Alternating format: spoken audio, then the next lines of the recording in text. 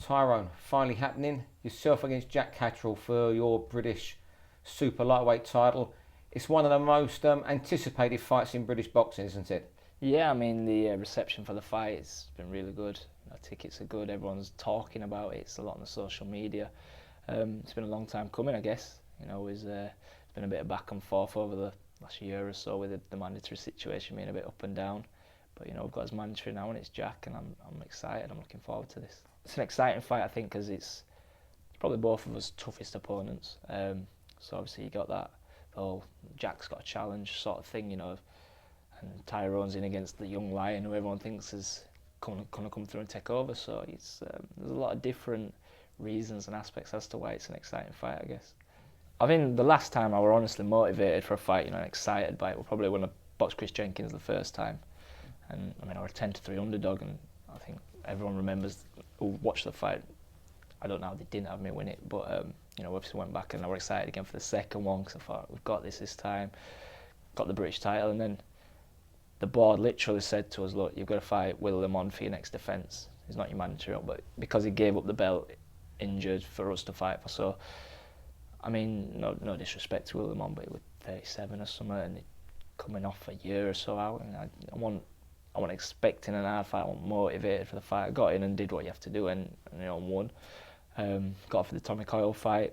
Still wasn't excited by it at all, but just thought I can have a good scrap with Tommy. It'll just be a good old-fashioned. Again, having a good old-fashioned fight with him.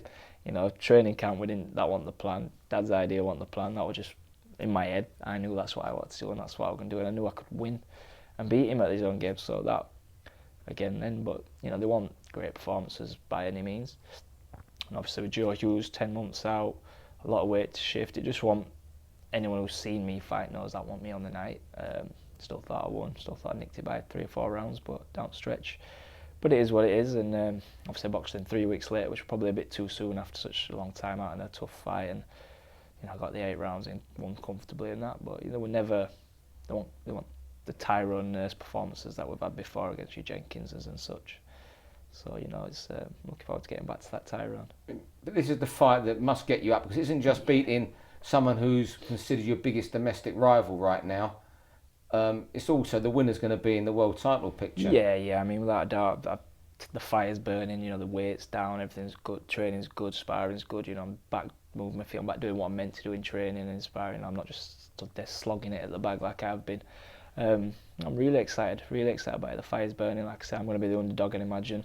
And again, we also happened last time I were a 10-3 underdog, so I'm looking forward to proving the bookies wrong again. Like you said, Jack's number 2 in WBO, I think. I don't think they've got a number 1, so he's more or less the mandatory contender for Crawford, who's moving up to 147. So obviously all them belts are just going to go. They're all getting spread out for everyone to pick up. So like you say, the winner of this is up there and in the mix. Obviously, I beat Jack, I take his position essentially, and that's even makes it an even more exciting fight. And the fact that winning, I get to keep my belt too. And do you know Jack at all? Because I don't think there's any needle between you or everything. Yeah, I mean, I respect any fighter. I've never been the needle sort. Anyone knows me. I don't sit there and slag them off. And respect me, I respect you. Don't know him. Met, been on scene. I've done a lot of sparring with Jenkins Mendes when he were. I don't know how many fights he had. He might have had 5 or 6 fights, Jack, at the time, and he were videoing it for us and that sort of thing. Doing good 12 rounds with Jenkins back then. And obviously just bumping into each other on scene and that, and a bit of Facebook talk, that sort of thing on, when he were coming through and he boxed for area title. I think he messaged me asking what situation when we're getting the belt, did I have to pay for mine when I went, little things like that. It's never been any animosity or like that though.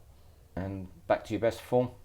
Yeah, that's the plan, without a doubt. I think the excitement, the fire for the fight, the chance to keep my belt, chance to move on for the world belts, yeah, definitely back to his best.